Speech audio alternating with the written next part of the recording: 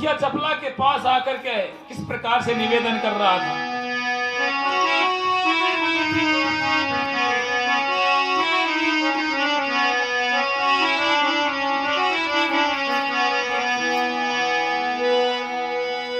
बोला दुखियारी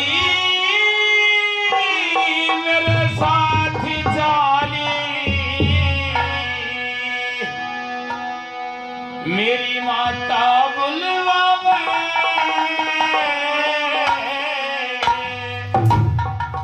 ए चौबारे में बैठी से कुछ पूजना चाहे।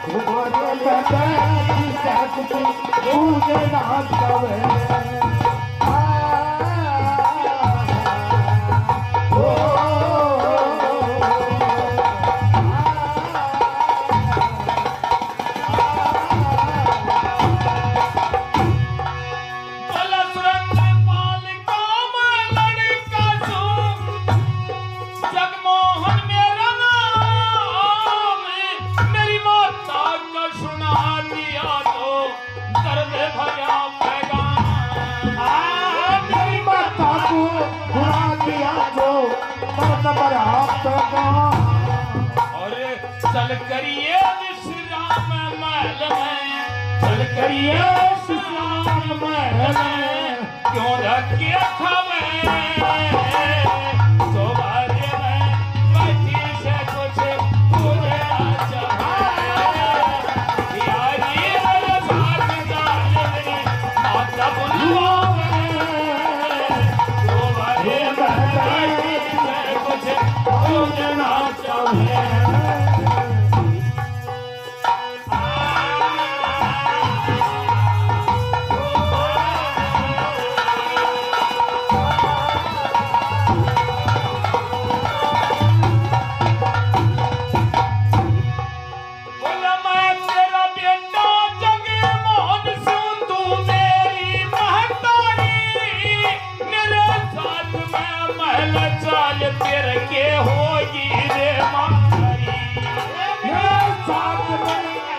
महल में ये होगी तेमारी, इतनी क्यों घबराई आंख से, इतनी क्यों घबराई आंख से, आंसू क्यों रोवे तुम्हारे बैठी से कुछ मुझे ना चाहिए।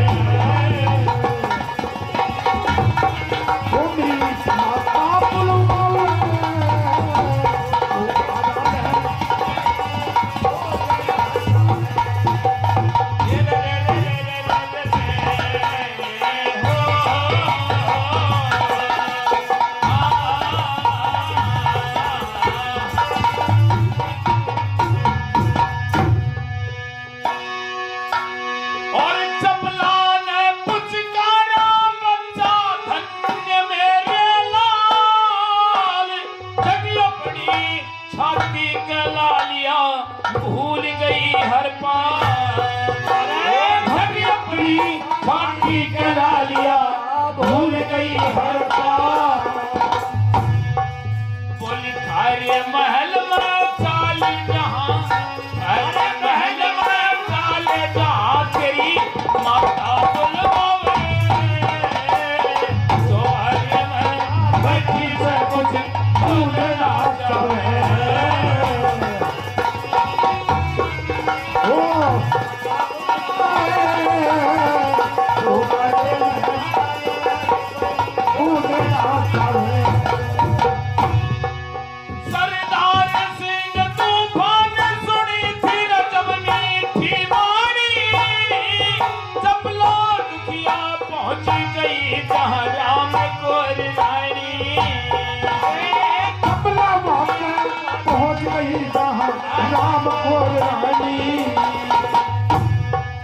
बोली बहन सुना दे ये विपद कहानी,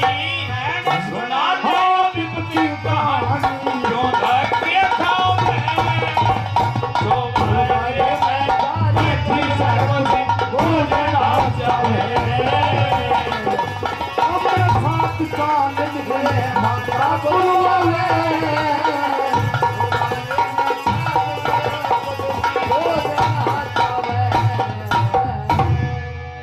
वो जगमोहन उस चपला से एक बात के द्वारा कह रहा था कि मेरी माँ चाय ले लो बड़ी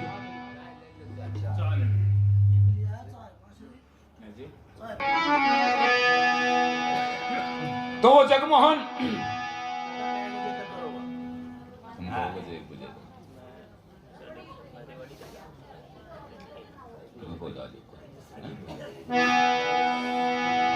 जगमोहन कह रहा था कि दुखियारी मेरे साथ चाल मेरी माता बुलवावे उस चौबारे में बैठी से कुछ पूछना क्या है। जब मीठी मीठी बातें सुनी और माँ माँ शब्द अपने कानों में सुना तो चपला का ध्यान एकदम उस बच्चे की तरफ हो जाता है। बच्चे को देखती है, अपने बच्चे को भूल जाती है और उस बच्चे को अपनी छाती से लगा लेती है। वो बच्चा कह रहा था कि माँ, मेरी माँ ने आपको महल में बुलाया।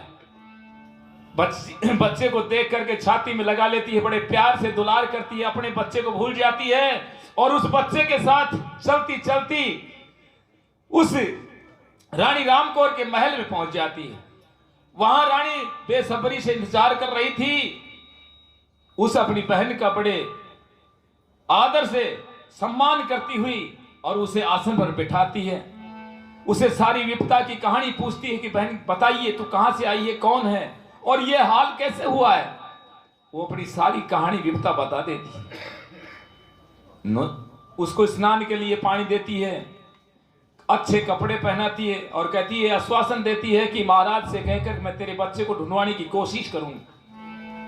बहन तू किसी प्रकार से चिंतित मत हो, मेरे पास आराम से रहो, हो सकता है जरूर जरूर ना एक दिन तेरा बच्चा वो तुझसे मिलेगा। राजा प्रातःकाल का समय हुआ, अगले दिन राजा से सारी बात उस रानी रामकौर ने कही। ये दुखिया है, मदनपाल महाराज की रानी है, इसका बच्चा इनसे जुदा होगा, अलग हो गया।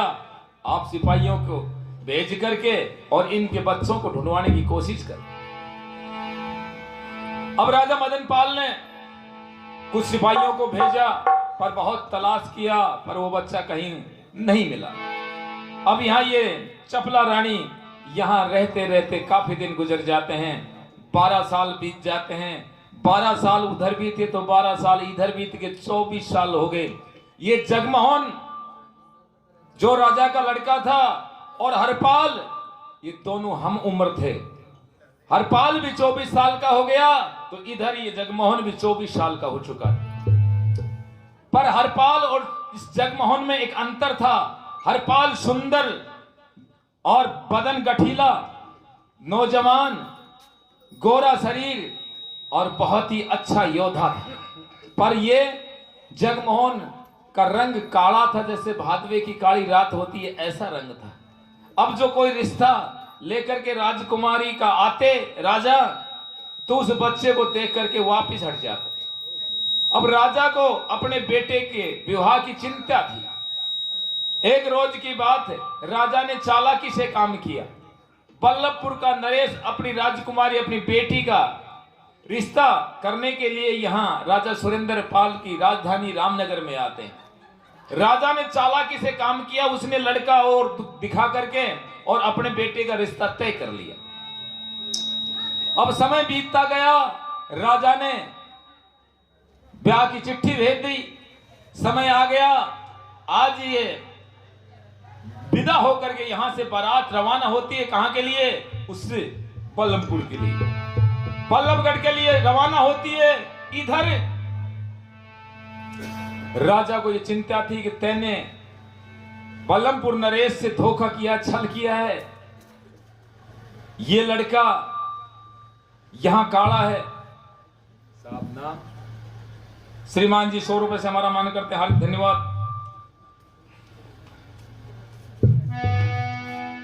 और ये बात कुछ ही मौजूदा आदमियों को पता था कि राजा ने छल किया है।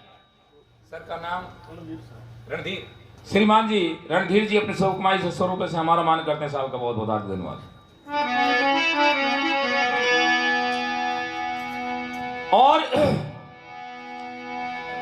अब ये बारात, क्योंकि राजधानी में तो ये दिखावा करना था, अपने लड़के जगमोहन को दुल्हा बनाता है और बारात वहां से रवाना होती है। और रास्ते के अंदर क्या कार्य होता है ये सुनिए।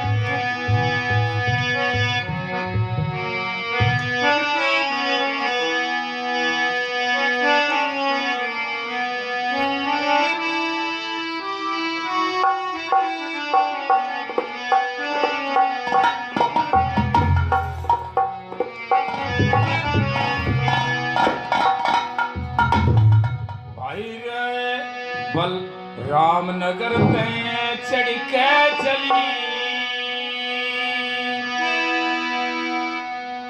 रामनगर में चढ़ के चली, ये जगमोहन की बारात और बल्लभगढ़ का किया इरादा, सुनो रहा की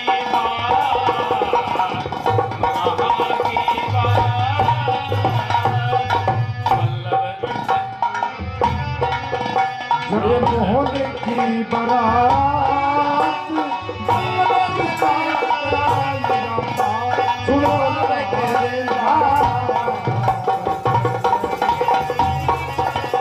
रामनगर से चढ़ कर जगमोहन की बारात, बल्लभगढ़ का किया इरादा, सुनो रहा की बात।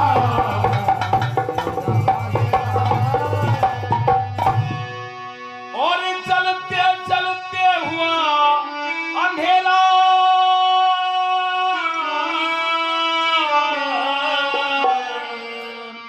लगाया बियाबान में डेरा,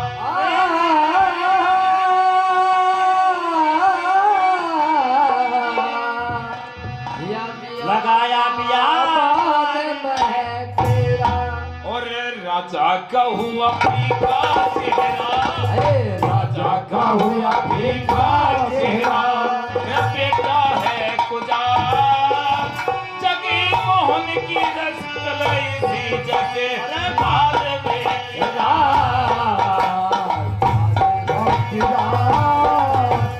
रामनगर में चढ़ कर चली जगमोहन की बारात और बल्लभगढ़ का किया इरादा।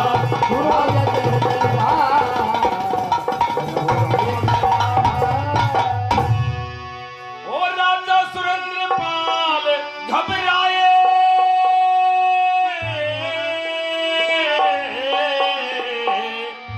आन भीलों ने भी डेरे लाए,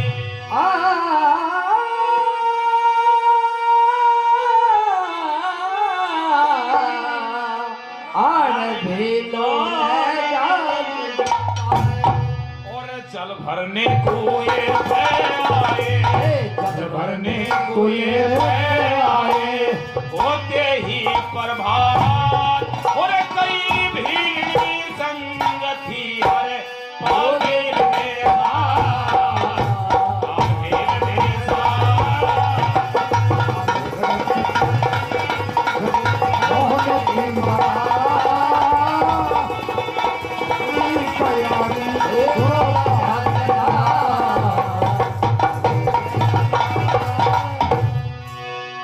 उसे हर पाल भील को देख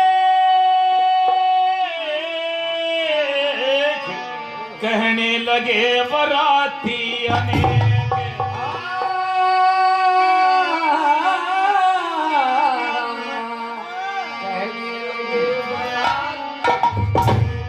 जो राजा चाहो अपनी टेक दो, राजा चाहो अपनी टेक करो, इस लड़के से बात किसी भील का लड़का है परे चंद्रमा सगा, चंद्रमा सगा, रामनगर से चढ़ के चली जगमोहन की बारात, बल्लभगढ़ का किया इरादा, सुनो रहा की बात।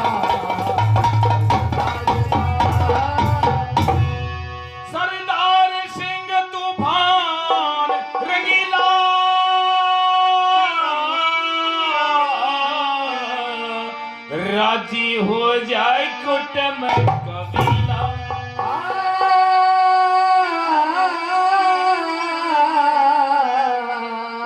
यो राजी हो गया कुटुंब कबीला। ये बनड़ा छल छबीला न बांधो, बनड़ा छल छबीला बांधो, इसके कंगना हाथ करना मानी बात हमारी तो फूके शहर देहात, फूके शहर देहात, रामन करते हैं सड़क चली जब जगमोहन की बात। सुनो जय बात।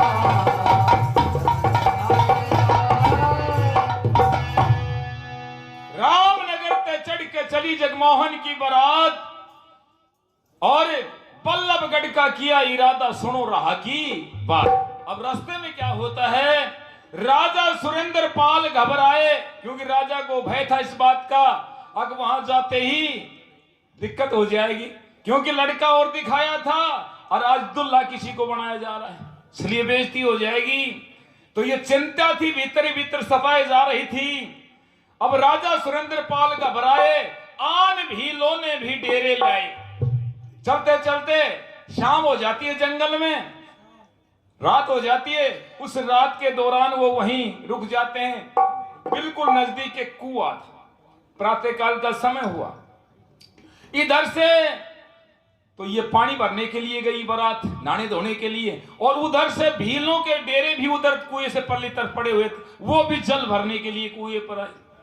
अब उन भीलों के साथ वो लड़का हरपाल भी मौजूद था। अब इन बारातियों ने जब देखा इतना सुंदर लड़का, नौजवान, गोरा गोरा बदन, और भीलों का बड़ा ही आश्चर्य हुआ उनको।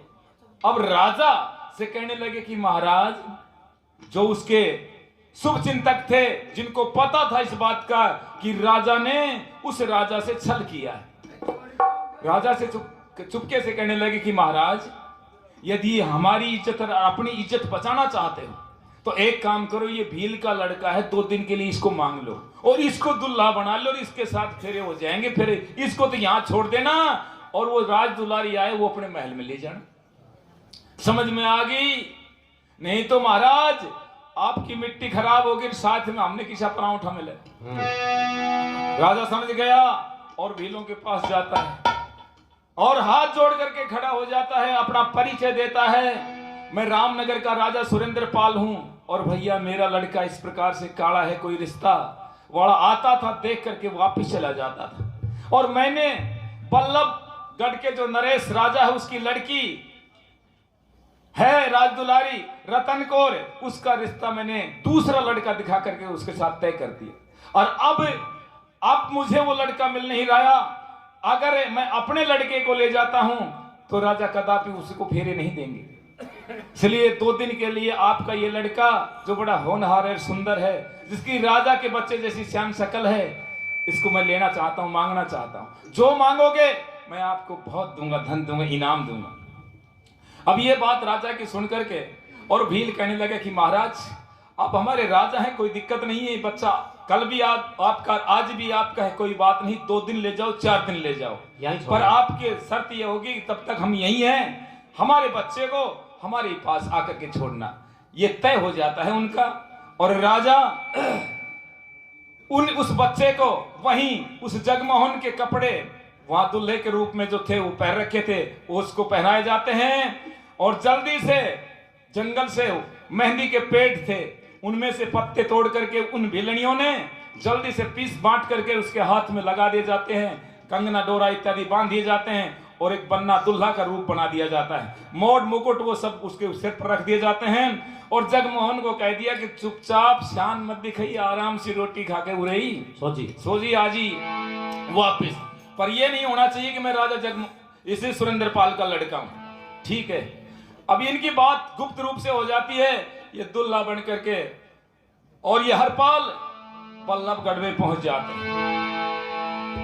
और किस प्रकार से जब गोरवे पर पहले बारात को लेने के लिए जाया करते थे, जो पंचायती आदमी होते थे, हमारे नंबरदार साही के जो बहुत प्रबुद्ध आदमी होते थे, बारात को सह सम्मान गौरव पर जाकर के उनको यहाँ लेकर आते थे जहाँ जनवासा होता। तो वहां जब गए तो सब लोगों ने जब उस राजकुमार को देखा, वास्तव में देखते रह गए, बड़ाई करने लगे राजा बल्लभगढ़ नरेश की कि महाराज वास्तव में आपने हमारी जो राज दुलारी बिटिया रतन कौर है वैसा ही आपने राजकुमार ढूंढा है, उसके लिए पति ढूंढा है, धन्य है आप। बड़ा ही जोर शोर से सारा शहर में खुशी का वातावरण छा गया।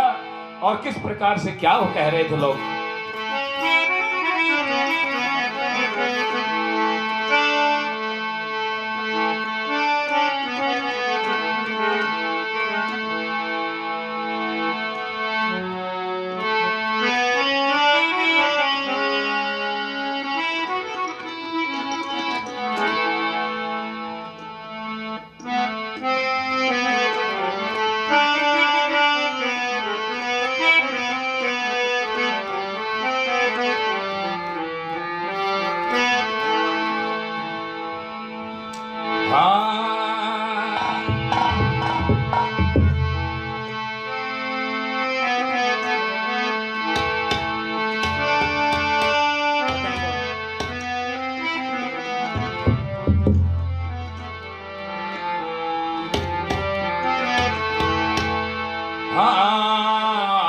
परमेश्वर ने जोट मिला दी, परमेश्वर ने जोट मिला दी और दोनों की एक ढंग में,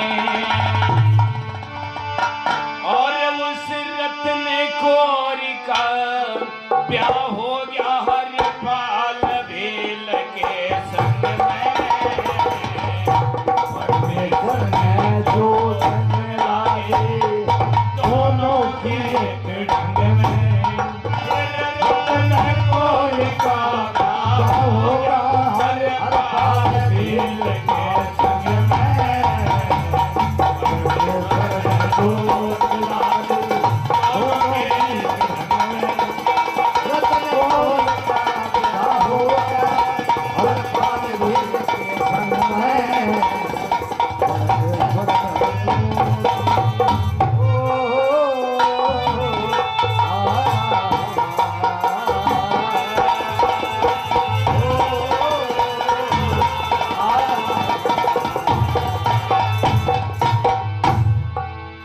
और लड़की बेचारी घबरा रही थी है बद सकल जमाई, हर पाल भील की रजा ने देख राजा ने खुशी मनाई, हर पाल बेल की चाल देख राजा ने खुशी मनाई। हर एक घर में बटी मिठाई, हर एक घर में बटी मिठाई, भोले लोग मन में रतन कौर का ब्याह होगा हरपाल भील के संग में। जोट मिलाई दोनों की एक ढंग में, हरपाल भील का ब्याह रतन कौर का संग में। परमेश्वर ने जोट मिलाई और 12 बजे रोटी होगी पड़े रात में फिर जोड़ी जो कम मिली हर चंद्रमा से तेरे जोड़ी जो कम जोट मिली है चंद्रमा से। कीमती कपड़ा सो तेरे कीमती कपड़ा सो प्यादे ये गोरे गोरे अंग में और गोरे का क्या होगा हरे पाल भील के संग में।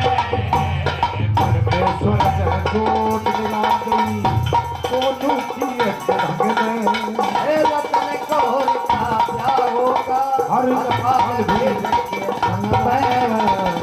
परमेश्वर ने जोट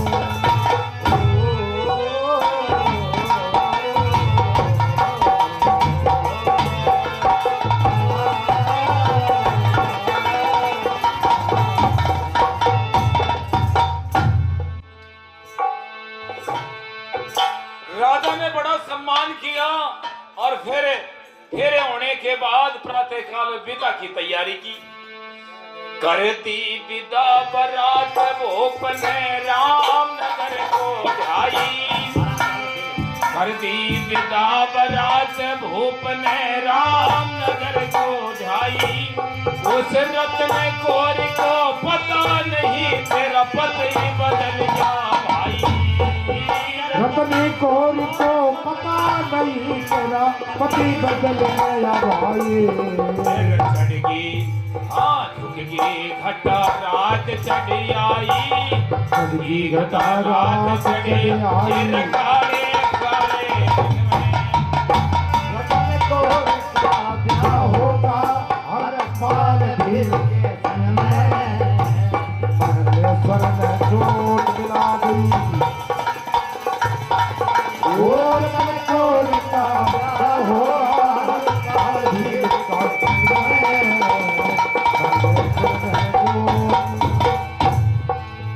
और जहाँ भीलों के डेरे थे हर पाल को वहाँ पर छोड़ा। उस रत्न कोर को पता नहीं तेरा पति इतना था तोड़ा। उस रत्न कोर को पता नहीं तेरा पति इतना था तोड़ा। सरदार सिंह बिछड़ा जोड़ सरदार सिंह पाटा जोड़ कोई करनी पड़ गई मन में। रत्न कोर का ब्याह होगा हर पाल भील के संग में। जोत मिला गई दोनों की रत्न कोर का ब्याह होगा हर पाल भील के संग में।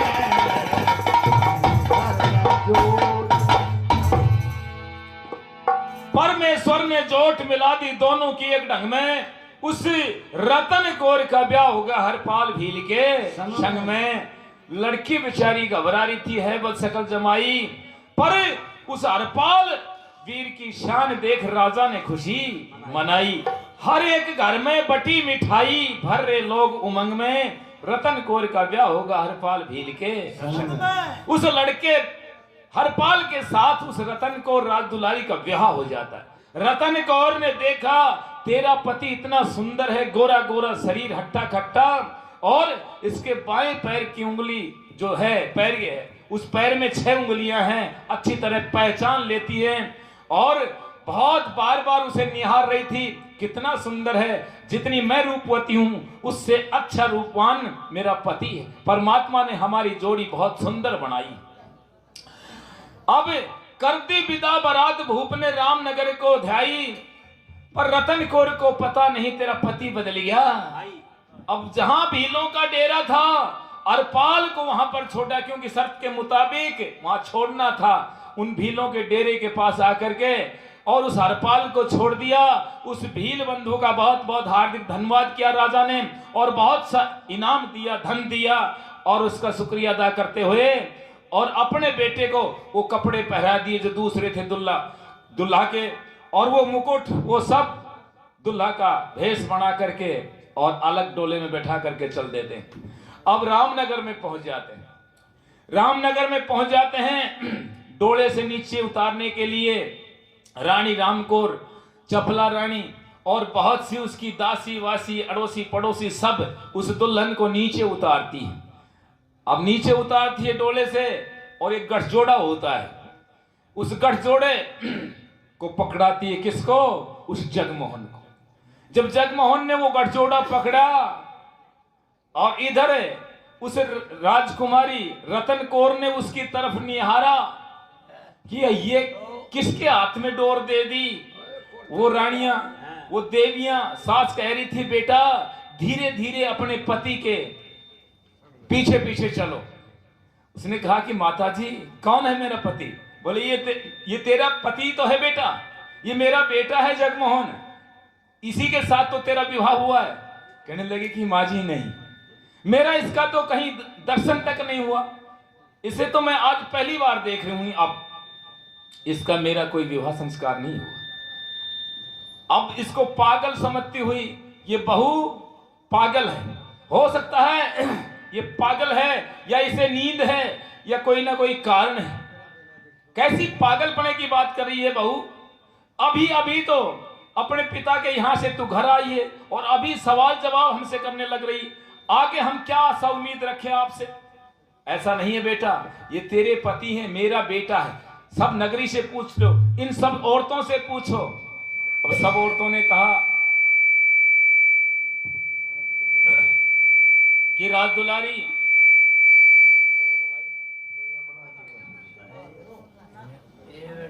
राज दुलारी, ये सही बात है।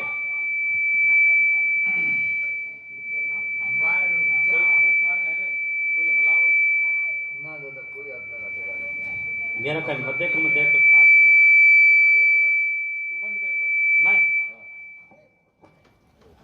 देखो भाई देखो।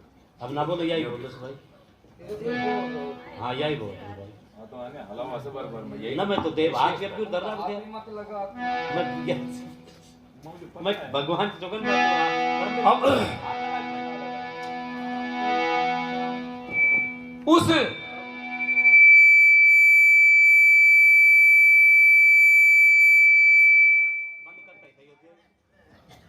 जब मैं कह रहा हूं ना मत खोल यार दादा मैं तो हाथ भी ना लगाऊं। तो बंद कर दियो ना सही से ना, बंद ही रहे मत बजा।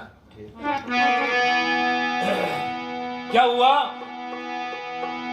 जबरदस्ती धक्का दे करके और राम को रानी ने उसे ऊपर महल के अंदर ऊपर चौबारे में ले गई और ले जाकर के चपला रानी की देख रेख में उसको छोड़ दिया गया कि चपला ये तेरी जिम्मेवारी है, ये मेरी बहू कहीं चली ना जाए, ये ध्यान रखना। और आज से तेरा खाना पीना दोनों का यही आएगा। तेरे लिए टहल के लिए और दासियां बांधियां हैं बहुत सी, पर तू इससे अलग नहीं होगी। अब यहां ये दोनों एक ही कमरे में सास और बहू रह रही है, पर सास को ये नहीं पता है ये तेरी बहू है और बहू को इस प्रकार का ज्ञान नहीं था कि ये तेरी सास है। दोनों भ्रम में उसी वस्तु को खोज रही थी, दोनों एक ही वस्तु की तलाश में थी, पर दोनों एक दूसरे से अनजान थी। अब बार बार चपला समझाती है कि बेटा राजदुलारी, ये जगमोहन तेरा ही पति है बेटा, इसी के साथ तेरा विवाह हुआ है। कहने लगेगी नहीं माँ जी, ये मेरा पति नहीं है। मेरा पति तो बहुत सुंदर गोरा गोरा शरीर और बहुत ही नौजवान था। उसके पैर के अंदर बाएं पैर में 6 उंगलियां थी और जब 6 उंगलियों का नाम लिया तो अपने हृदय पर ठेस लगे कि 6 उंगली तो मेरे बेटे के भी थी, वो भी गोरा गोरा था, पर हो सकता है और कोई होगा। और इस प्रकार से बात करती हुई वो चपला से वो राजदुलारी क्या कह रही,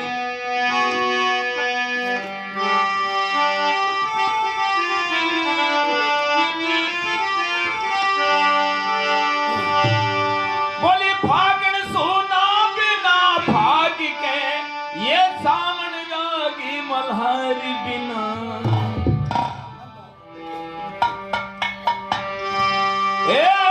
फागण सोना बिना भाग के, ये सामन रागी मल्हारी बिना। मीठा मीठा भाई। साजन सोना मेरे बिना और मैं सोने भर तार बिना।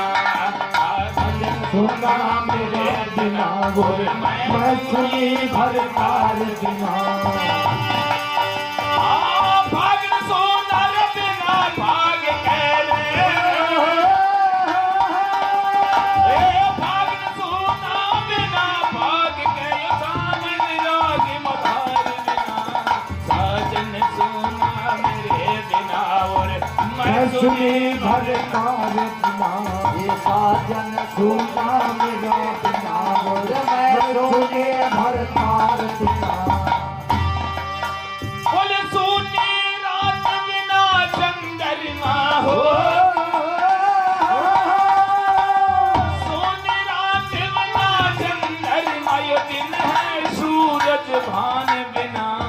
हृदय सोना दया बिना और मनुष्य वचन भगवान बिना। दिन संतोष प्राणी सुना, घर सुना इन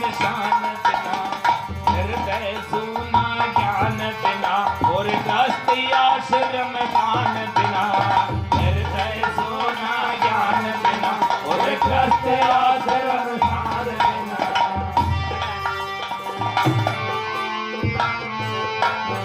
और ग्रस्त आश्रम नार बिना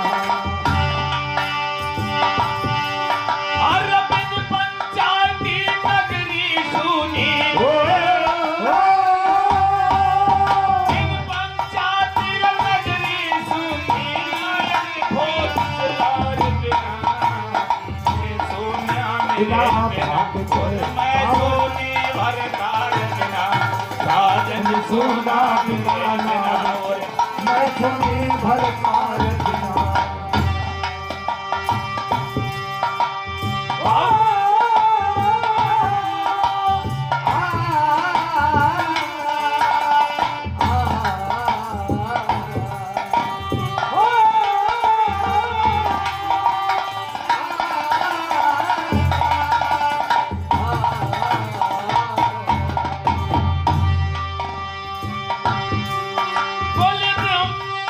बोले भंवरा सोना बिना कमल के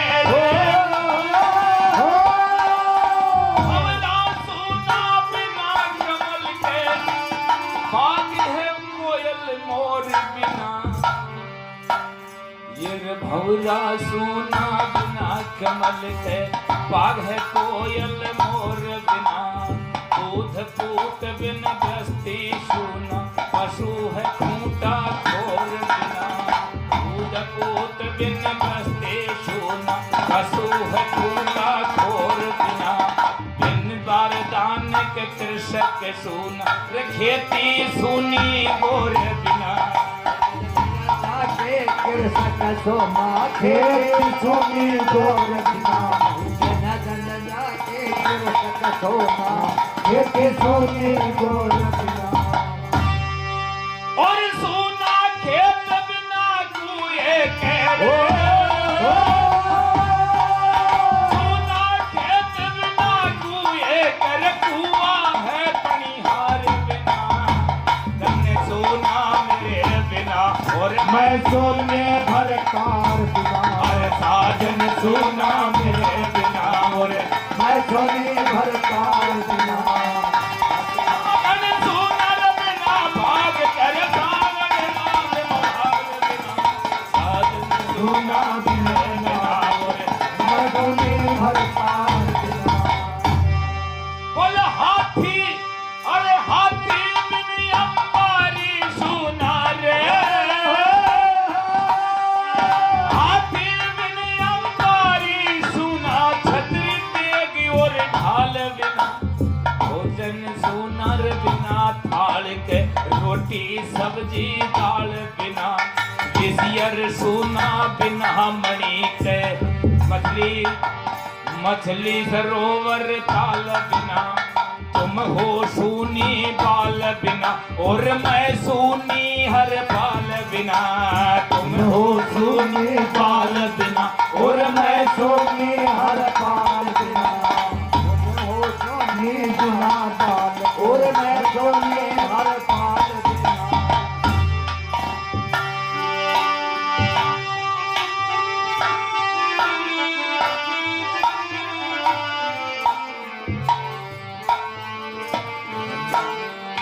मैं सोने हर पाल बिना और हर एक गाने वाला ने सुना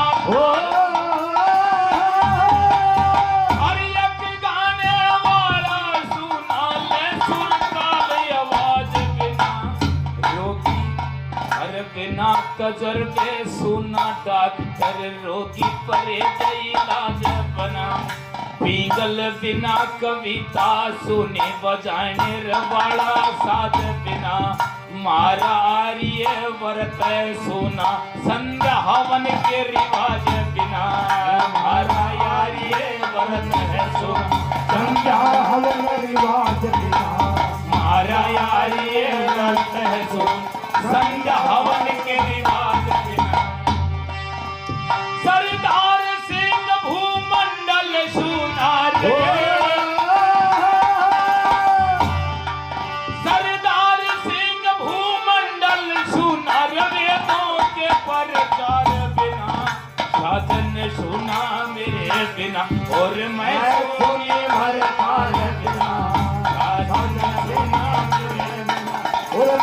सोने भरतार बिना साजन सोना और मैं सोने भरतार बिना। कह रही थी कि साजन सूना मेरे बिना और मैं सुनी भरतार बिना। और वो कौन सा भरतार कह रही थी कि सूना हाथी बिन अंबारी सूनी छतरी तेग और ढाल बिना, भोजन सूना बिना थाल के रोटी सब्जी दाल बिना, विसियर सूना बिना मणि के मछली सरोवर ताल बिना, तुम हो सूनी बाल बिना और मैं सूनी हरपाल। जब उस राजकुमारी ने हरपाल का नाम लिया तो रानी चपला की आंख खुल गई। बेटा तू कौन से हरपाल की बात? कहने लगी माता जी बहुत ही सुंदर है, मैंने तो पहली बार ऐसे सूरत वाले नौजवान को देखा जिसके साथ मेरा विवाह हुआ। उसके बाएं पैर में 6 उंगलियां हैं। ओहो बड़ा गजब हो गया। बोले नहीं बेटा ऐसा हो नहीं सकता, ऐसा हो नहीं सकता। अब अगला दिन होता है तो रानी जो रामकौर थी चपला को के पास जाती है। हाँ चपला क्या हाल है? कह रही थी महारानी बार बार किसी दूसरे का ही नाम लेती है। ने बोला इसका ध्यान रखना। अब उसको धमकाती है। कौन? वो उसकी सास रामकौर रानी कह रही थी कि राजदुलारी बहुत ध्यान दे ले अच्छी तरह, तेरा पति यही है, इसी के साथ तेरा विवाह हुआ था।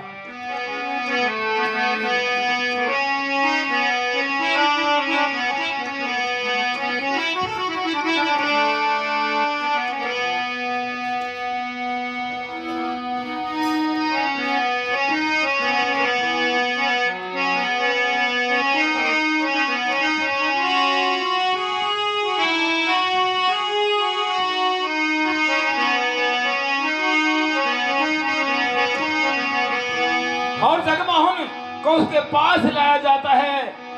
कह रही थी उसकी माँ रामकौर रानी बेटा देख ले आखिरी ये तेरा पति इसी के साथ तेरा विवाह हुआ था। क्यों बेटे? कहने लगे कि हाँ माँ मेरे साथ ही इसका विवाह हुआ था। ओहो लारे लारे ला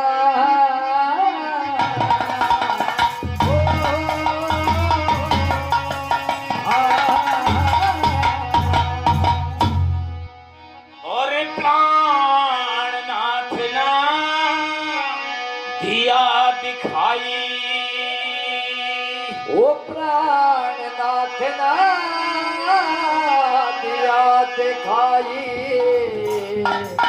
जब बनड़ा पाया काड़ा और जगमोहन की शकल देख के थक पड़ी दिया दिखाई। बनड़ा पाया काड़ा जगमोहन की शकल देख के थक पड़े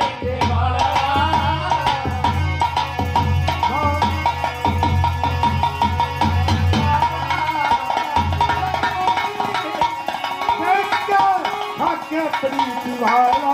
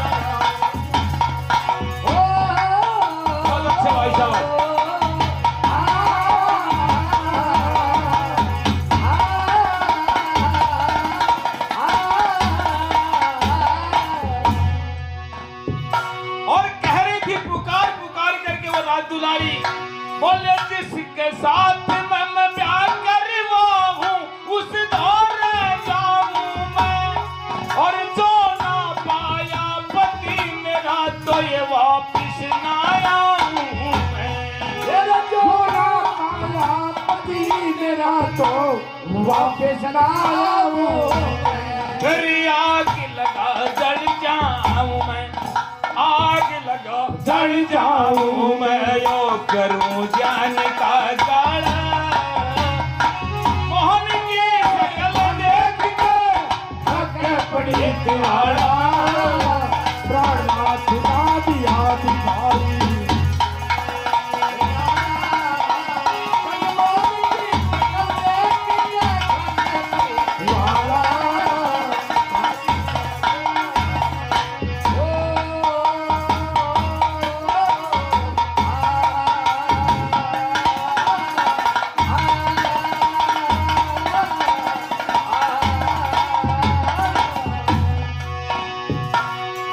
सरदार सिंह का बिना कमल का यो फिर तड़पता घोड़ा, दार सिंह का बिना कमल का अरे मर जामीन बिना पानी के यो ढंग मेरा हो रे, जामीन बिना पानी के यो ढंग मेरा हो, और सारे शहर में पिटा ढिलोरा, सारा शहर में पिता ढिढोरा हाथ खुलाया पठाड़ा,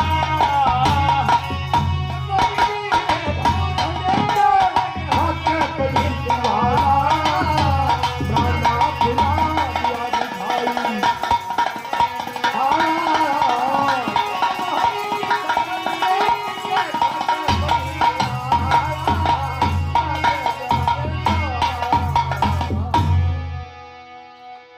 प्राणनाथ ना दिया दिखाई, वो बनगा पाया काला, और जगमोहन की शक्ल देख के वो खाके पड़ी तिवाड़ा। गम आ गई बच्ची को देखते ही, राज दुलारी को, और भूल गई सब कुछ। आखिरी में जब होश हुआ, कह रही थी कि बल्लभगढ़ के साथ चले थे, रामपति बिछड़ गया, अरे चंद्रमा हो गया ओट में ये काला बादल अड़ गया, बना बनाया खेल बिगड़ गया, मंडा अचानक पाला। उस जगमोहन का रूप देख के खक पड़ी तिवाड़ा। आखिरी ताल ठोक के कह दिए कि जिसके साथ में मैं ब्याह करवाया उस दोहरे जाऊं मैं, गरना प्राणपति पाया तो वापिस ना आऊं मैं, आग लगा जल जाऊं मैं करूं जान का गाड़ा। जगमोहन की शक्ल देख के खाके पड़ी तिवाड़ा। आखिरी में सरदार सिंह के बिना कमल के फिरे तड़पता बोरा, और मर जा मीन बिना पानी के ये ढंग मेरा हो रहा। सारे शहर में पिटा ढिंडोरा, भेद खुला अप डाला। उस जगमोहन की शक्ल देख के वो खाके पड़ी। सारे शहर में हल्ला मच गया कि भाई राज दुलारी आई है, राजा की जो बहू आई है वो अपने पति को पहचानने से इनकार कर रही है।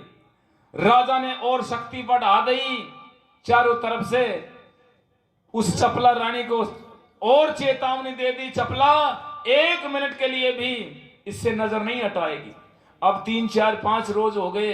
देखिए नींद सभी को आती है, नींद ऐसी होती है जो हाथी के पैर भी ऊपर कर देती है। निद्रा तो आनी थी। रानी चपला रात्रि क्यों, ये राजकुमारी तो दिन में आराम से सो लेती, और ये बेचारी ने नजर रखती उसके ऊपर कहीं चली ना जाए, क्योंकि उसे भी भय था कि अगर ये चलेगी तो तुझे निकाल देंगे, पिटाई करेंगे, ना जाने क्या तेरे साथ व्यवहार करेंगे। चपला रानी इस भय के कारण बेचारी रात और दिन पहरा लगाती थी सख्त। अब क्या हुआ, जब 3, 4, 5 रोज बीत गए, चपला को भी नींद सताने लगी। एक रोज की बात, रात्रि का समय था, आधी रात तक तो वो चपला रानी पानी लेकर के अपनी आंखों पर डालती रही। जैसे नींद आती, आलस आता, आंख लगती, पानी का छपका मार के मुंह धो लेती, फिर बैठी रहती। और फिर क्या हुआ, ऐसे बैठी बैठी जैसे यूं बैठी थी चारपाई पे पास, तो एकदम से आंख लग गई और एकदम से नीचे चारपाई में लेट जाती है। नींद जबरदस्ती दबाव दे रखा है चपला को, ये पता नहीं वो अब कहाँ है। बस कहते हैं जब निद्रा होती है, थकान होती है, तो मनुष्य को चाहे ढेलों पर, पत्थर पर कहीं लिटा दो, उसे ये नहीं पता है ये मलमल का बिस्तर है, गलीचे हैं या पत्थर ढेले हैं। सो जाती है, निद्रा आ जाती है, नींद आ जाती है, और इधर राज दुलारी इस दाव में थी कि कब चपला सोयर तू कब यहां से रवाना हो। बस मौका देख लिया, अच्छी तरह से सो चुकी है, वहां से दरवाजा खोलती है और रस्सा पड़ा था नीचे लटका करके और चौबारे से नीचे महल की परली तरफ हो जाती है। रात्रि का समय धीरे धीरे चुपके से वहां से निकल जाती है।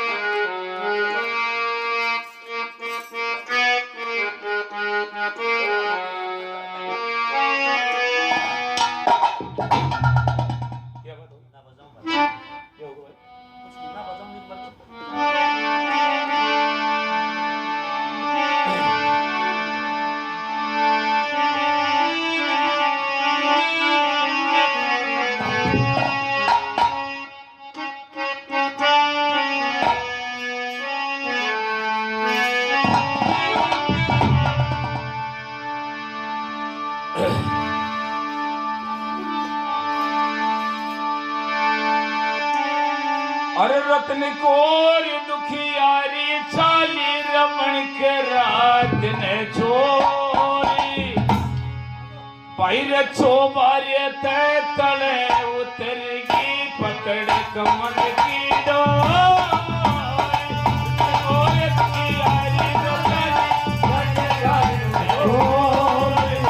चौबारे तले उतरगी पकड़ कमल की डोर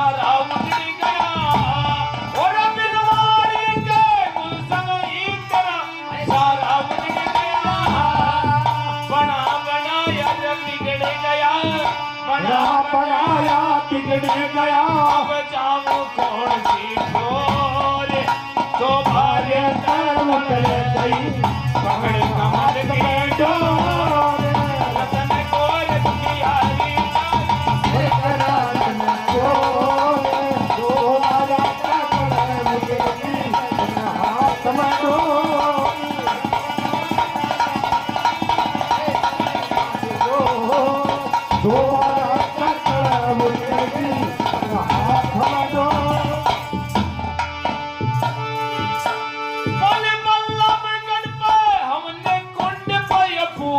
वचन भरे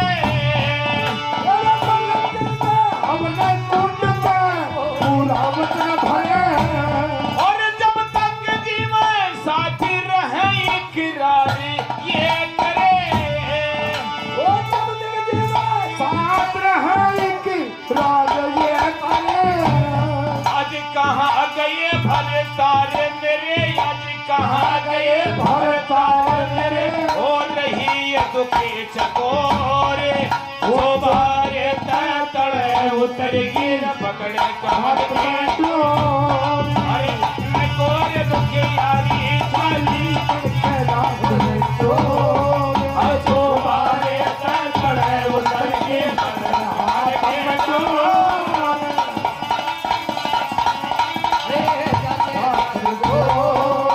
जो बारे तड़े उतर गिर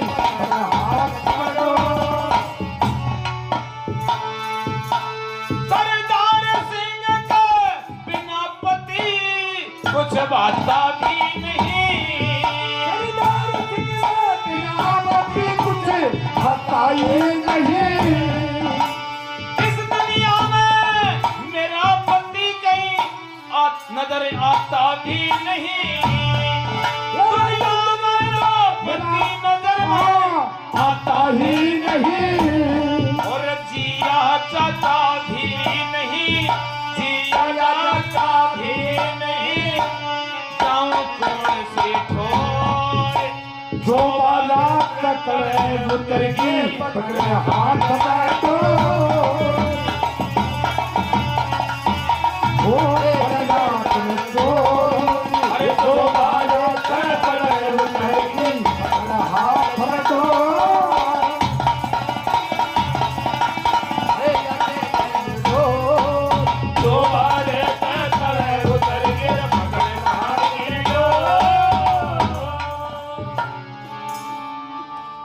गोर दुखियारी चाली, बन के रात में चोर, चौबारे ते तड़े उतरगी, पकड़ कमंद की डोर। कमंद को पकड़ करके नीचे उतर जाती है, मन में विचार करती है कि किसी को पता नहीं लग जाए। चुपके से धीरे धीरे जो पहरेदार चारों तरफ खिंड लगा रखे थे राजा ने, उनसे नजर बचाती हुई और जंगल की राह पकड़ लेती। अब क्या होता है कि बल्लभगढ़ से तो कह रही थी साथ चले थे, राह में ही कोई ना कोई गड़बड़ हुई है। रात रास्ते के अंदर मेरा पति बदला गया है, कोई ना कोई कारण हुआ है, और इस कारण का पता जब लगेगा जब मुझे मेरा पति मिल जाएगा। अब धीरे धीरे आगे जंगल में पड़ रही थी, रात अंधेरी थी, भय भी डर भी तो बता रहा था। रात्रि के समय चुपके वो बियाबान जंगल की राह ले लेती है राजकुमारी, और इधर प्रातःकाल का समय होता है। महल में रानी रामकौर आती है, चौबारे में चपला को आवाज लगाती है। वो चपला बहन एकदम से चपला चौंक करके खड़ी होती है। हाँ महारानी, मेरी बहू कहाँ है? वो चारों तरफ देखती है तो बहू दिखाई नहीं देती है, भयभीत हो जाती है, डर जाती है, चारों तरफ देखती है, कह रही है कि महारानी मैंने तो यही छोड़ी थी उसको, मेरी देखरेख में रह रही थी,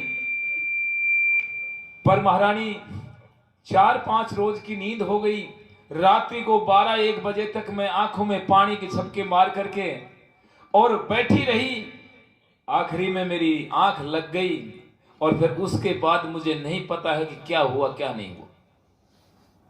अब रानी रामकौर ने जब ये बात सुनी, एकदम से गुस्से में, क्रोध में आ गई, आवेश में आ गई, और एकदम से उसको धमकाने लगी कि चपला, मुझे तेरे ऊपर बड़ा गर्व था, बहुत गर्व था, अभिमान था कि तू मेरे साथ छल नहीं कर सकती, धोखा नहीं कर सकती, पर तेरी उपस्थिति में तैने मेरी बहू को भगाया है, ये तेरी सब चालबाजी।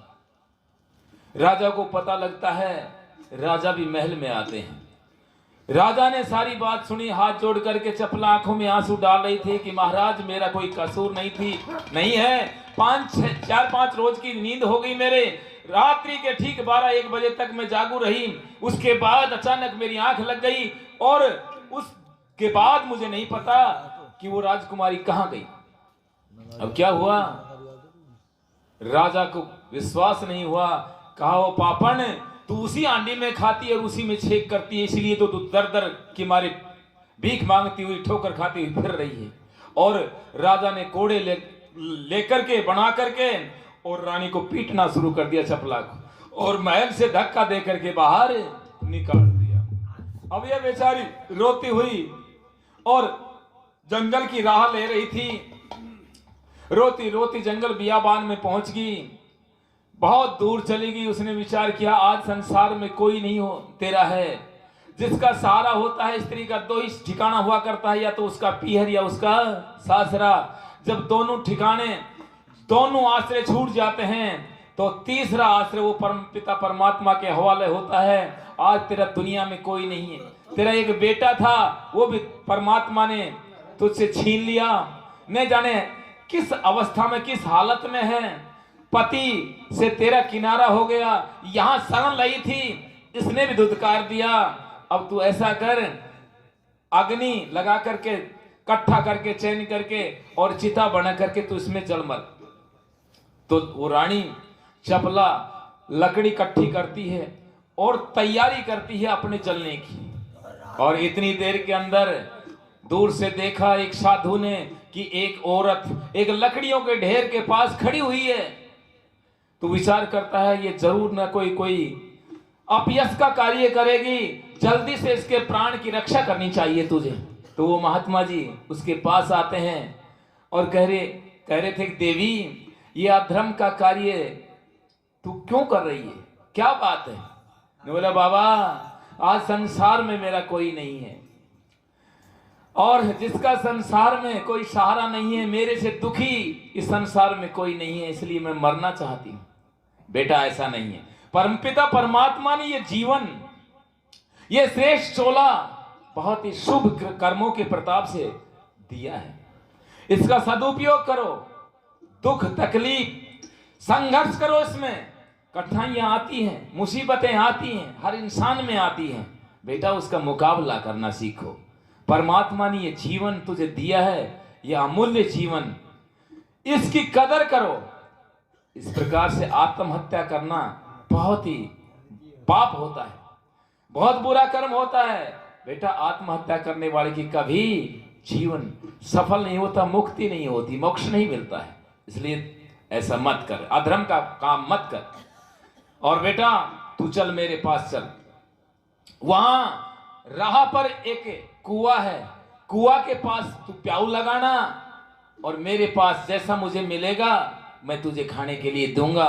बेटा वहां धर्म का धर्म और कर्म का कर्म, तेरा आगामी जीवन भी सुधरेगा।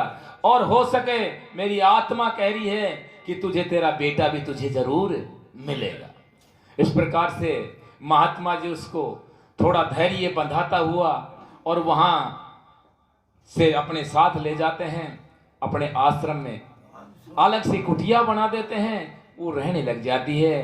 प्रातः काल उठती, दिनचर्या से निवृत्त होकर के उस कुएं पर चली जाती, अपना डोल और अपना रस्सा वहां पर रखती थी। पानी आए गए राहगीर जो थे, जाते थे आते थे, व्यापारी पैदल जाया करते थे उधर से, तो उनको पानी पिलाने का काम करने लग जाती। अब कुछ दिन के बाद माणकपुर के कुछ व्यापारी उधर से गुजरे, अपने ऊंटों को रोका और वहां पानी पिया। पानी पीने के बाद चपला उनसे पूछ उठती है, आप कहां से आए हैं? उन्होंने कहा कि हम माणकपुर से आए हैं। अब माणकपुर का नाम लिया तो सहस अपने पते का ख्याल आ गया कि माणकपुर के महाराज मदनपाल का क्या हाल है। तो उन व्यापारियों ने कहा कि माणकपुर का जो महाराज मदनपाल है वो कैद में पड़ा हुआ है, जेल काट रहा है। वहां का राजा वीरसेन बना हुआ है और रानी जो कमला है वो भी जेल में पड़ी हुई है। वहां उनका बहुत बुरा हाल हो रहा है। और राजा वीरसेन इतना बदमाश है कि हम व्यापारियों पर टैक्स लगाता है ज्यादा, इसलिए हम उसके राजधानी को छोड़ करके और दूसरी जगह व्यापार करने के लिए जा रहे हैं। बड़ा दुख हुआ चपला को कि आज मेरा बेटा होता तो मेरे पति को इस प्रकार से कैद में नहीं रहने देता।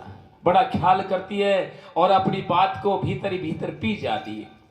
अब यहां तो ये चपला अपना काम कर रही थी प्याऊ पर, उधर वो रात्रि के समय से निकलती हुई आगे बढ़ी। कौन? वो राजदुलारी रतन कौर जंगल बियाबान को चीरती हुई अपने पति की तलाश करती हुई। अब रास्ते में क्या हुआ, उसको दो बदमाश गुंडे मिल जाते हैं, डाकू मिल जाते हैं। उसने देखा इतनी सुंदर औरत लड़की और इस बियाबान जंगल में, पीछे से लकड़ी मार देते हैं और वो लड़की बेहोश हो जाती है। जब बेहोश हो जाती है उसे बोरे में बंद करते हैं और बोरे में बंद करके कंधे पर डालते हैं और अपने डेरे की तरफ ले जा रहे थे। परमपिता परमात्मा रक्षा करने वाला होता है।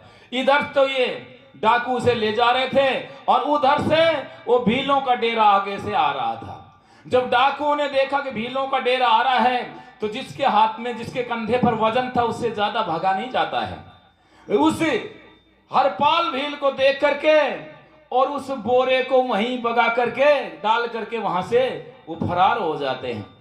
अब ये हरपाल इधर आता है अपने साथियों के साथ, बोरे को खोलता है तो एक सुंदर लड़की उसके अंदर है, बोरे के अंदर थी पर थी बेहोश मुद्रा में।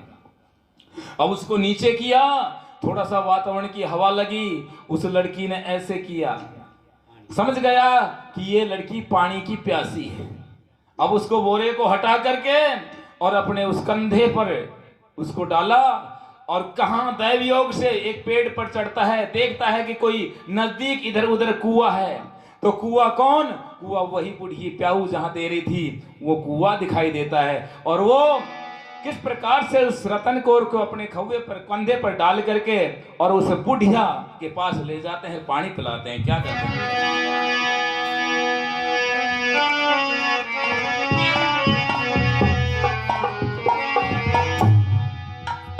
और रे कंधे रतन कोरी बैठाली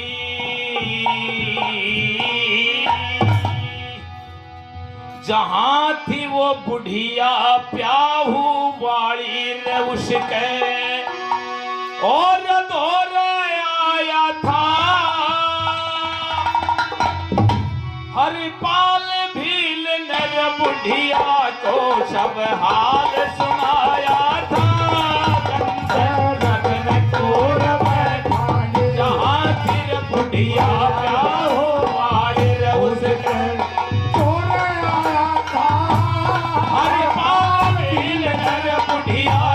सब हाल सुनाया था रतन कोर बैठाल जहां थी बुढ़िया प्याहू वाली रे उसके हरिपाल भील नर बुढ़िया को सब हाल बताया था। और क्या हाल बयान किया उस बुढ़िया के पास आकर के बोला इसको गुंडे छुड़वाई है हमने छुड़वाई है वो इसको हमने छुड़वाई है हमने छुड़वाई है नाम ग्राम का पता नहीं है किसकी जाई है किसकी जाई है ये नाम गाम का पता नहीं है किसकी जाई है किसकी जाई है इसकी गांठ बंदी मैं खोली इसकी गांठ बंदी में खोली ही बेहोश कती ना बोली हो सकते ना बोली मुंह के हाथ लगाया था हरिपाल भील नर बुढ़िया को जब हाथ सुनाया था और बैठाई हाथ बुढ़िया प्याहो मारे कौन आया था हरिपाल भील नर बुढ़िया को सब हाल बताया था। और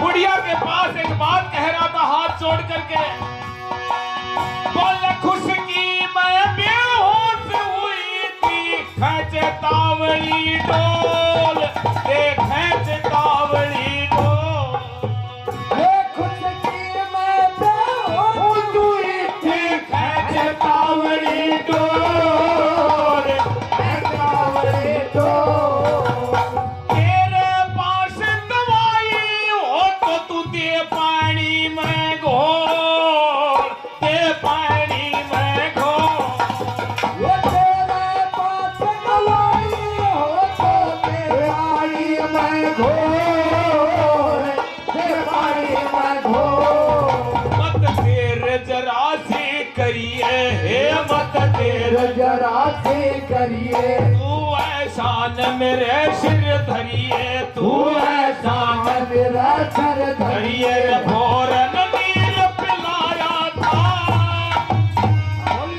भी मैं बुढ़िया को सब हाल सुनाया था रतन कोर बैठाली जहां दिल बुढ़िया प्याऊ मार उसके और आया था अरे पाल भील नर बुढ़िया को सब हाल सुनाया था।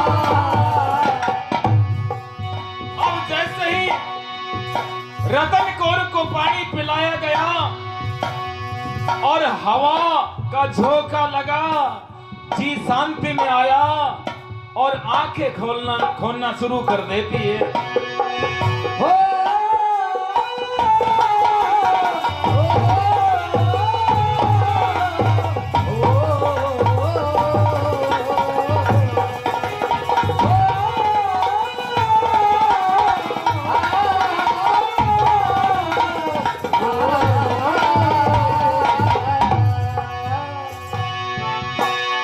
और रतन कौर का पानी पी के जी में जी आया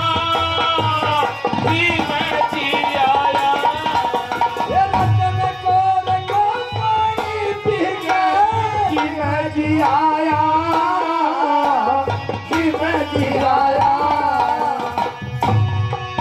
उस प्याऊ वाली बुढ़िया को सब किस्सा बतलाया, किस्सा बतलाया। प्रभु वाली बुढ़िया को सब किस्सा बतलाया, किस्सा बतलाया। अपना हाल बयान किया था रे, अपना हाल बयान किया था। साजन को पहचान लिया था रे, साजन को पहचान लिया था। जिसने प्यार रचाया था। हर बार भील ने बुढ़िया को सब हाल बताया था। रतन को कहाँ थी बुढ़िया क्या हुआ उसने हो गया था। हर बार भील ने बुढ़िया को सब हाल बताया था।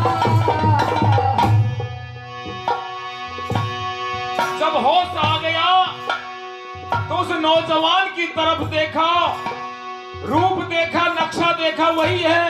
पैर की तरफ देखा तो वही बाएं पैर में 6 उंगलियां, पहचान गई ये तो वही है। और बुढ़िया की तरफ नजर मिली, अरे बुढ़िया भी पहचान गई जो समझाया करती, समझाया करती।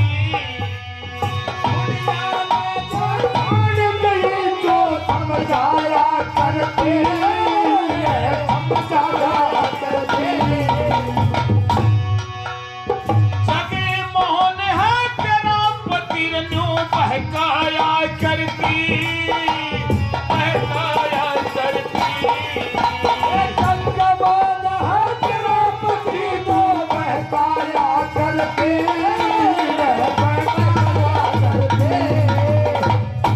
ये अपनी कही हकीकत सारी, अपनी कही हकीकत सारी। कह सरदार सिंह परचारी, कह सरदार सिंह परचारी।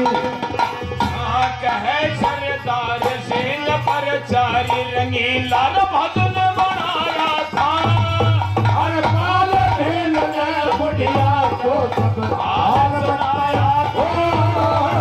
रतन गोर बैठा जहाँ थिर बुढ़िया प्यारो मारे उसने तो गया था। हर पाल भेल ने बुढ़िया को सब हाल बताया था।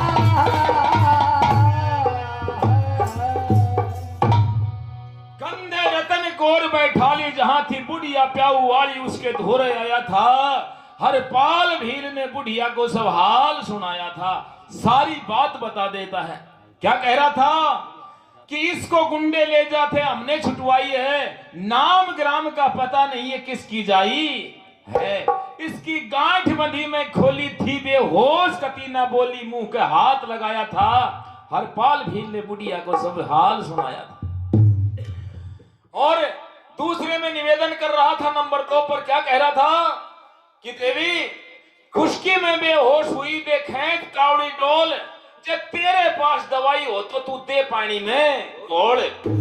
मत देर जरा सी करिए, तू एहसान मेरे सिर धरिए, फौरन नीर पिलाया था। उस राजकुमारी को देख करके जल्दी से बुढ़िया चपला ने पानी खींचा और कहा बेटा अभी अभी लो, अभी पिलाती हूँ पानी। तुरंत पानी खींच करके और उस राज दुलारी जो बेहोश अवस्था में पड़ी हुई थी नीचे जमीन पर, उसको पानी पिलाया जाता है। पानी पी के रतन कौर के जी में जी आया। और जब वातावरण की हवा लगी, पानी भीतर गया, ठंडक पैदा हुई एकदम से हवा की, थोड़ा सा कपड़े से, तो उसकी आंख खुल गई।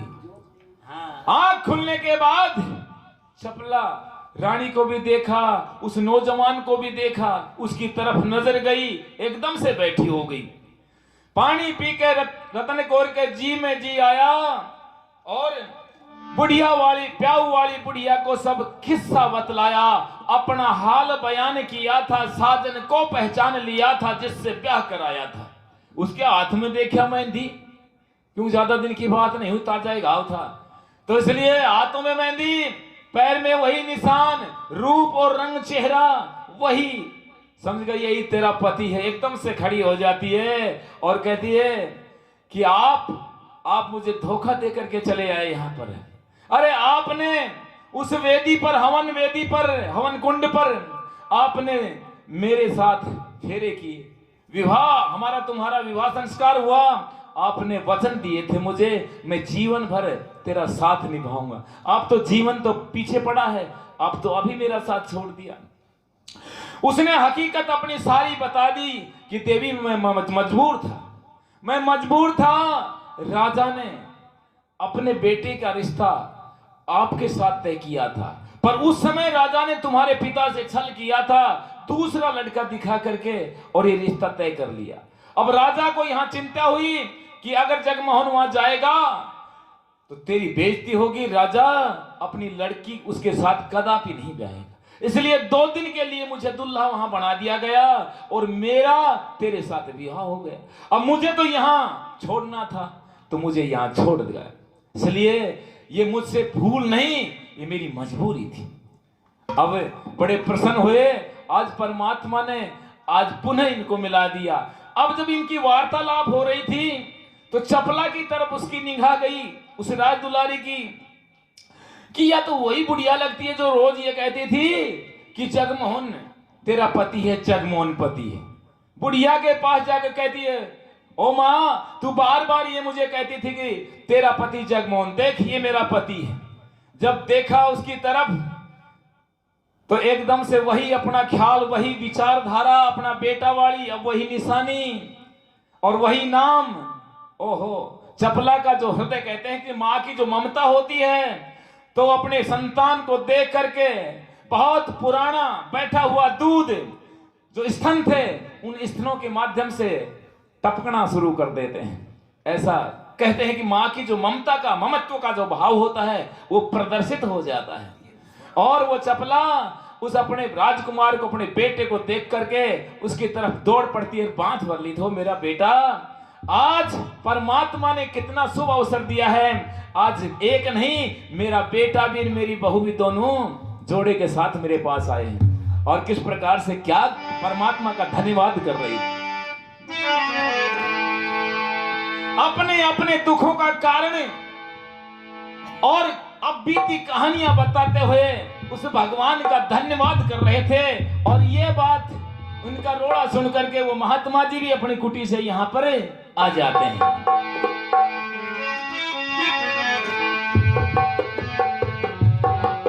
भाई सुनते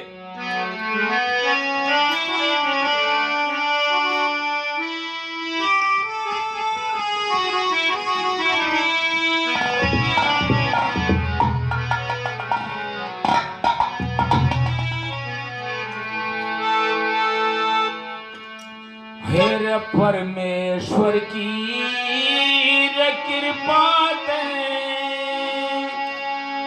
ओ मिल गए अचानक सारे, भरत मिलाप हुआ कुएं पे, आगे न्यारे न्यारे,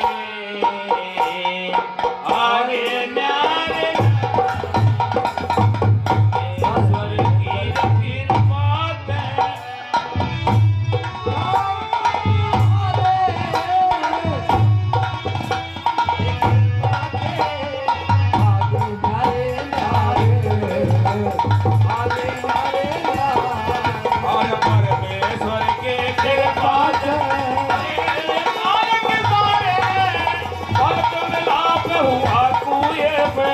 आगे नारे नारे, आगे नारे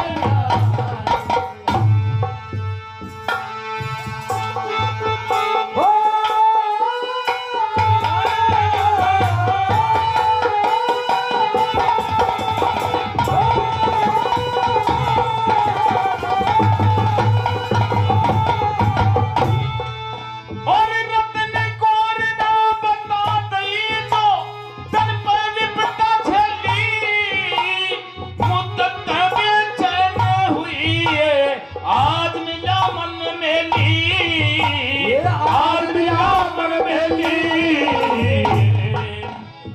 ब्याह करवा के रे क्या करवा के रे छोटी अकेली कुर्सी कौन सिधारे पर्द मिलाप हुआ जंगल में आगे न्यारे न्यारे आगे न्यारे न्यारे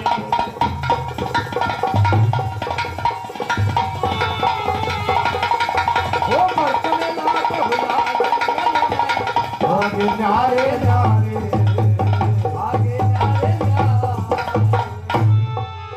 और 12 साल तयो बिछड़ी माता प्याऊ देती पगी विपता के दिन चले गए और घड़ी खुशी की आगी कड़ी खुशी आगे हर पाल देख के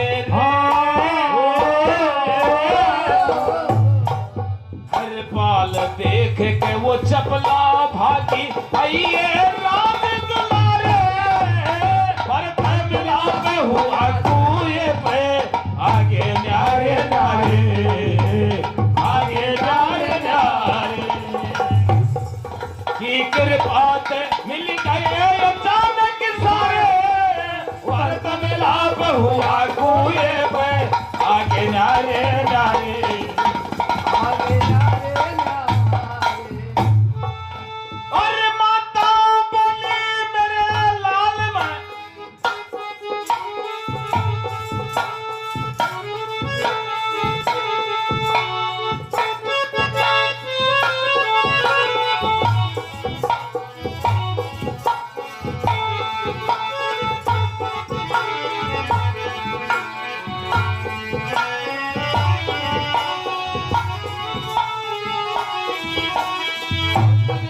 हो जा कोई पैर आगे नारे नारे आगे नारे नारे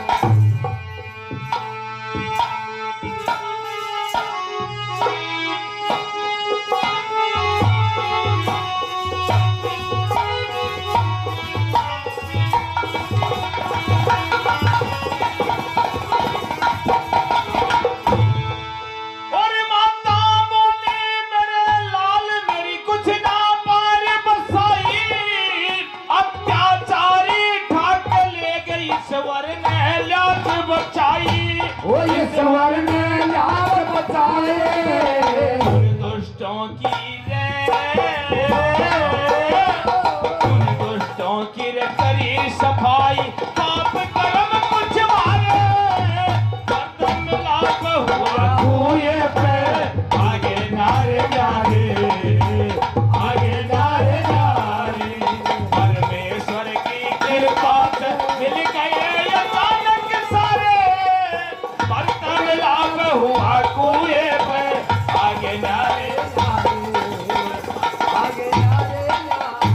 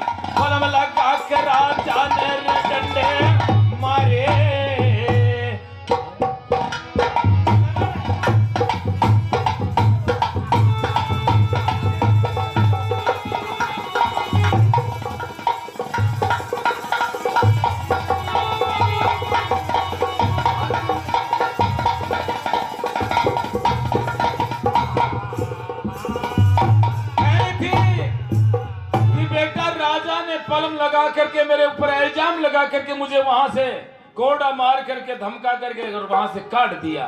और फिर अरे वहां से जाके वहां गया के बियाबान में एकदम चिता बनाई। ये साधु जी आ गए अचानक, इन्होंने जान बचाई। ओ इन्होंने जान बचाई। सरदार सिंह प्याऊ, सरदार सिंह प्याऊ पर आई दुख में समय गुजारे। भरत मिलाप हुआ कुएं पे, आगे न्यारे न्यारे, आगे न्यारे न्यारे।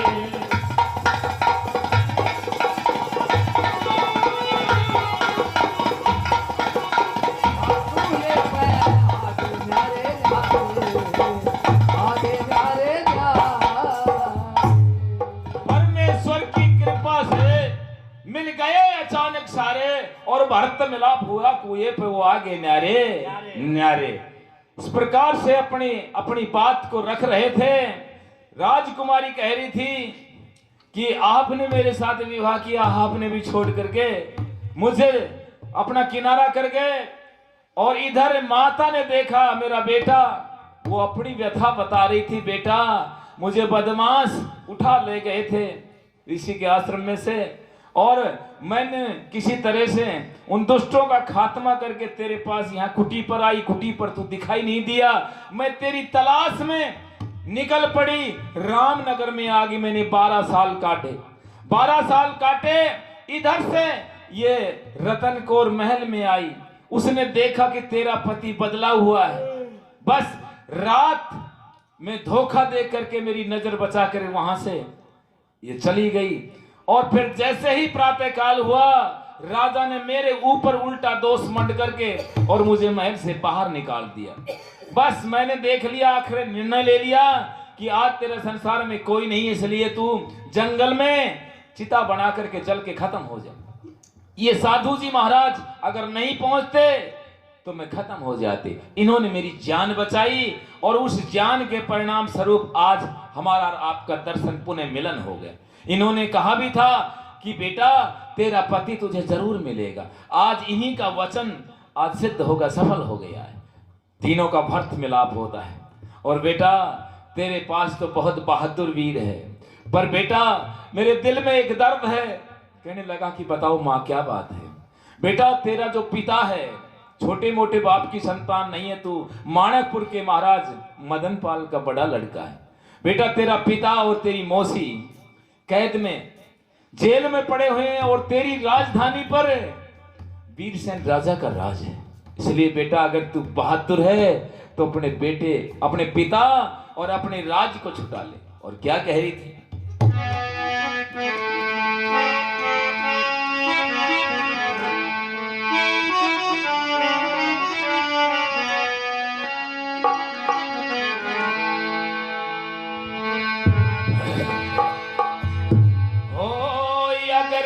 बहादुर अपने हाँ पिता को छुटा ले, अगर है बहादुर अपने पिता को छुटा ले।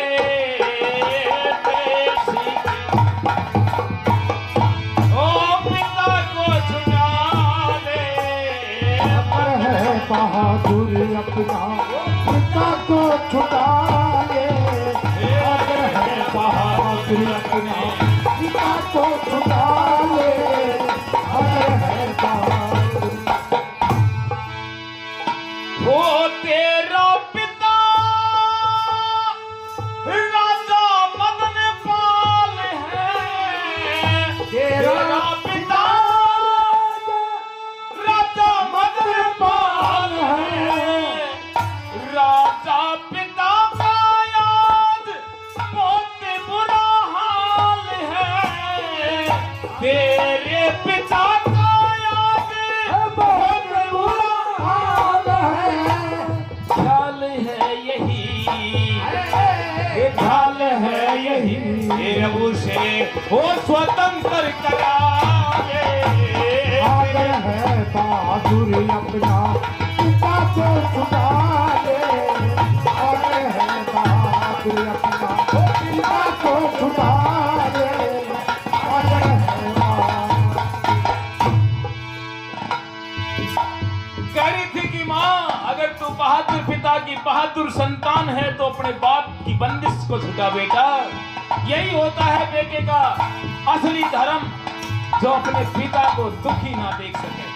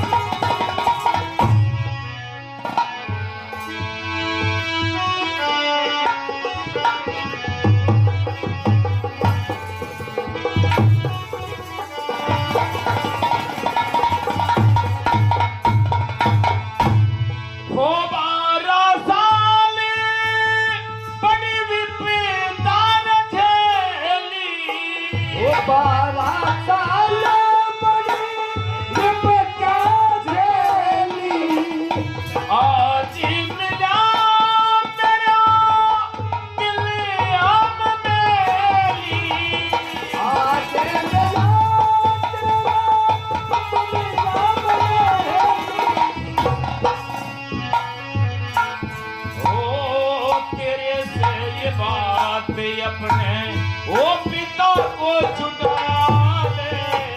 अगर है बहादुर अपना पिता को छुटा दे।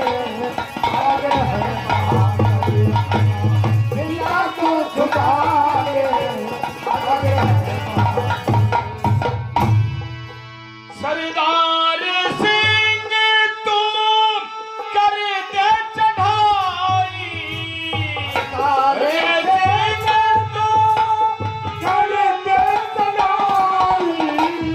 जाते ही बेटा तू तो जीतेगा लड़ाई।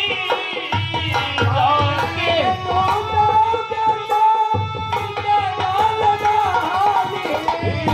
मेरे वीर सिपाही, ओ मेरे वीर सिपाही अपने साथी सब बुला ले। अगर है बहादुर अपने पिता को छुटा ले। अगर है बहादुर। इस प्रकार से मां प्रेरणा दे रही थी, भर रही थी जोश शरीर में। ओ बेटा, अगर बहादुर पिता की बहादुर संतान है तो अपने पिता की कैद को छुटा ले, नहीं सदा के लिए मुंह दिखाने लायक नहीं रहेगा। अब मां की बात को सुनकर के अपने सब साथियों को बुलाता है और एकदम से योजना बंद होकर के और अपनी राजधानी की तरफ बढ़ते हैं। और किस प्रकार से उस वीरसेन राजा के छक्के छुड़ाते हैं, कैद करते हैं, बंदी बनाते हैं, किस प्रकार से अपने पिता की बंदिश छुड़ाते हैं।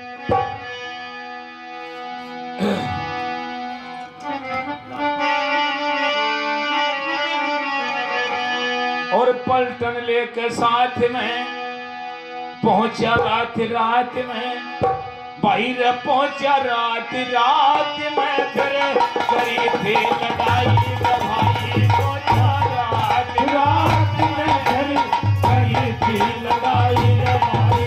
पहुंचा रात में, फिर करी थी लड़ाई। ये करी थी लड़ाई, करी थी लड़ाई हो, करी थी लड़ाई भाई, करी थी लड़ाई भाई। पहुंचा रात में, फिर करी थी लड़ाई भाई। पहुंचा रात में, फिर करी थी लड़ाई। मदन सैन उस वीर सैन पर टूट पड़ा, बहादुर हरपाल। वीर सैन पर पड़ा रे बहादुर हरपाल। फिर पहले घोड़ा जख्मी कर दिया, पकड़ लिया भोपाल। पहले घोड़ा जख्मी कर दिया, पकड़ लिया भोपाल। हरपाल भील के सामने, हरपाल भील के सामने वो वीर सेन लगा कांपने। वीर सिंह लगा कांपने। वह वीर सेन लगा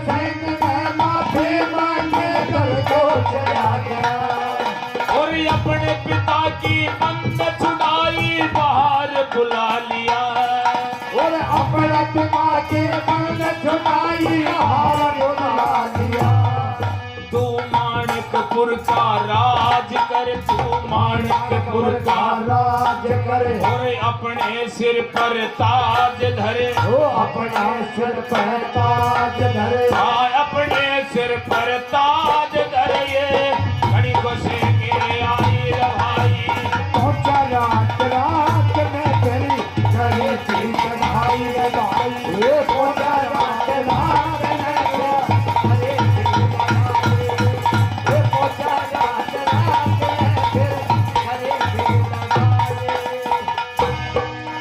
सरदार सिंह हर पाल वील कर देखे थे नर नारी सरदार सिंह हर पाल दिल को देखे थे नर नारी सरदार सिंह हर पाल वील को देखे थे नर नारी सिंह हर पाल दिल को देखे थे नर नारी और सारे शहर में खुशी जागी दरबार लगा एक भारी ओ सारे शहर में खुशी हुए दरबार लगा एक भारी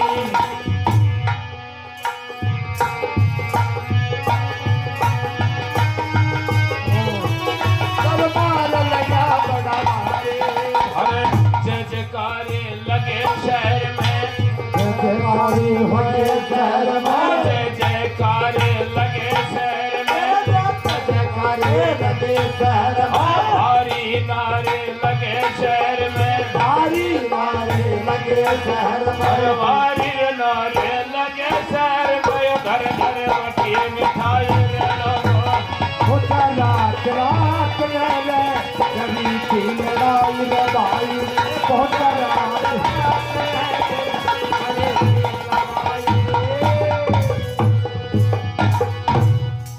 इस प्रकार से इतना भयंकर उन योद्धाओं ने युद्ध किया कि उस वीरसेन राजा के छक्के छुड़ा दिए उसको बंदी बना लिया आखिर ने पैर पकड़ लिए उस हरपाल वीर के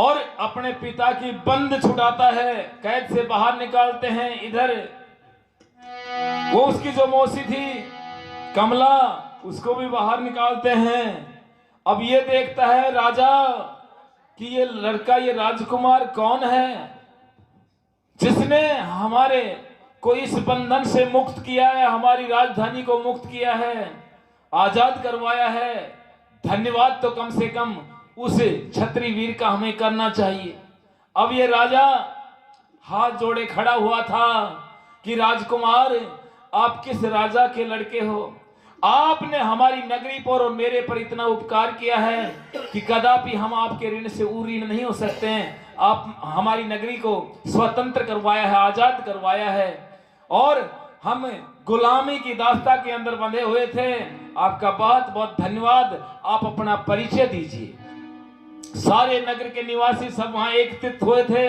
सब फूलों की वृष्टि कर रहे थे लोगों में उत्साह था उमंग था कि ऐसा राजकुमार कौन है ये किस राजा का लड़का है जिसने हमारी जनता पर हमारी नगरी पर और हमारे राजा पर इतना उपकार किया है तो ये सब देख करके वो राजकुमार हरपाल भील किस प्रकार से अपनी बात राजा के सामने रख रहा था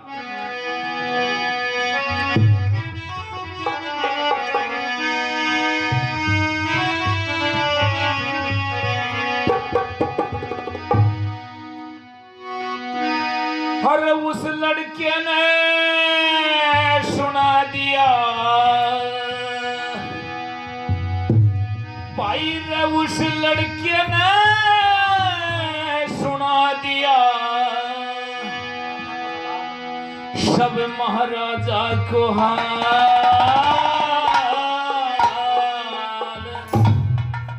बोला मैं तेरा बेटा छंगा हूँ पिता नाम मेरा हरपाल उस लड़के ने सुना दिया भाई उस लड़के ने सुना दिया सब महाराजा को हाल मैं तेरा बेटा छंगा नाम मेरा हर ओ सुना दिया उसका छंदा जो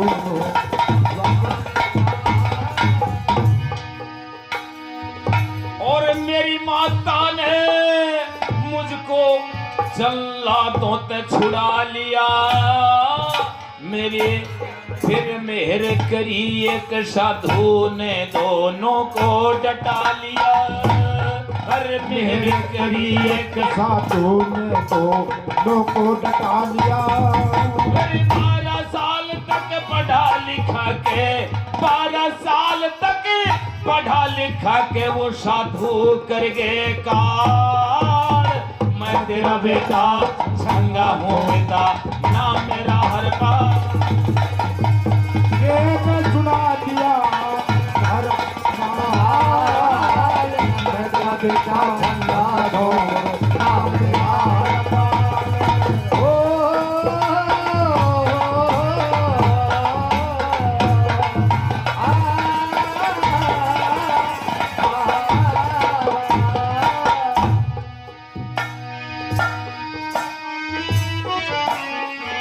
मैं सोऊं था मेरी माता को खालेगे बदमाश इज्जत भी बचाई माने किया उनका नाश इज्जत भी बचाई माने किया उनका फिर मैं भी लो मैं रहने लगा मैं भी लो मैं रहने लगा वहाँ बीते वाला साल मैं तेरा बेटा छंगा हो बेटा नाम मेरा हरपाल ओ उस लड़की ने बता दिया सारा अपना हाल मेरा बेटा छंगा दो नाम मेरा हर पाल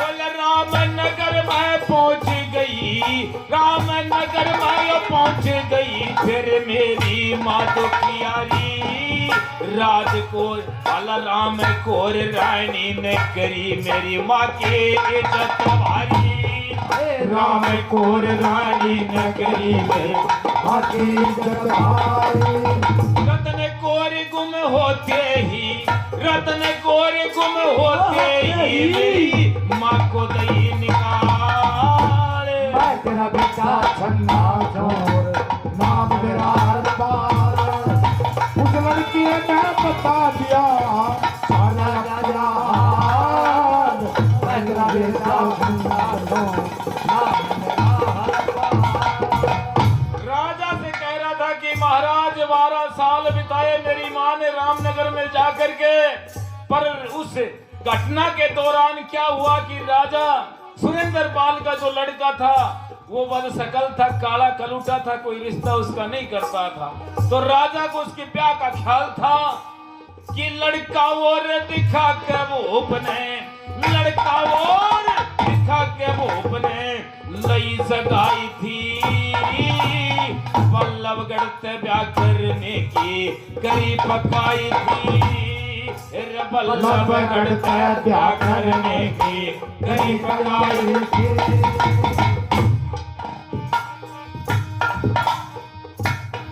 राजा ने बल्लभगढ़ नरेश से बड़ा धोखा किया रिश्ता तय कर लिया और जब रिश्ता तय कर लिया तो राजा को उसके ब्याह की चिंता हुई कि 2 दिन के मुझको भी ले गए बारात में मुझको भी ले गए बारात में राजा सुरेंद्र पाल मैं तेरा बेटा छन्ना चोर नाम मेरा हर पाल उस लड़की ने बता दिया सारा अपना हाल मेरा बेटा छन्ना चोर नाम मेरा हर पाल